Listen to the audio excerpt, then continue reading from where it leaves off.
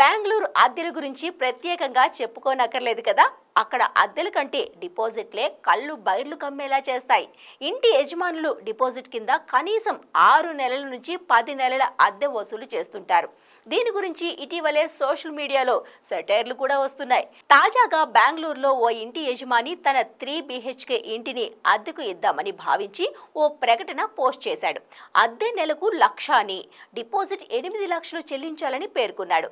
Electronic city Sarjapura road మధ్య తూర్పు IT corridor వైపు ఉన్న ఈ అపార్ట్మెంట్ 1400 చదరపు అడుగుల విస్తీర్ణంలో ఉంది. దీనిపై సోషల్ మీడియాలో విపరీతమైన చర్చ జరిగింది. 8 లక్షలు ఉంటే మా ఊళ్ళో భూమి కొనుక్కోవచ్చు అని ఒకరు రాస్తే, 8 లక్షల డిపాజిట్ ఏంటి స్వామి అని మరొకరు సెటైర్ వేశారు. పూర్తిగా ఫర్నిష్ చేసేందుకు 8 లక్షలు, సెమీ ఫర్నిష్ కు 5 లక్షల డిపాజిట్ తీసుకుంటారా? నిబంధనలు అనేవి పట్టవా? మీకు దురాశ పెరుగుతూనే ఉందని మరికొందరు ఆవేదన వ్యక్తం చేశారు. భారతదేశ టెక్ రాజధాని అయిన బెంగళూరు చాలా కాలంగా భారీ అద్దెలకు కేర్ ఆఫ్ అడ్రస్ గా నిలిచింది.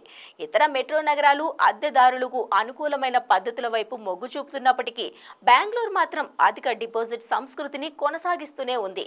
ఆస్తి ధరలు పెరుగుతున్నందున, నగరం నిరంతరం పనిచేసే నిపుణుల పనులను చూస్తున్నందున ఇంటి యజమానులు భద్రత, పెట్టుబడి, రక్షణను ముఖ్య కారణాలుగా పేర్కొంటున్నారని నిపుణులు అంటున్నారు. బెంగళూరులో అద్దె ఆస్తులకు అధిక డిమాండ్ కారణంగా ఇంటి యజమానులు నిబంధనలను నిర్దేశించే స్థితిలో ఉన్నారని రియల్ ఎస్టేట్ నిపుణులు అంటున్నారు.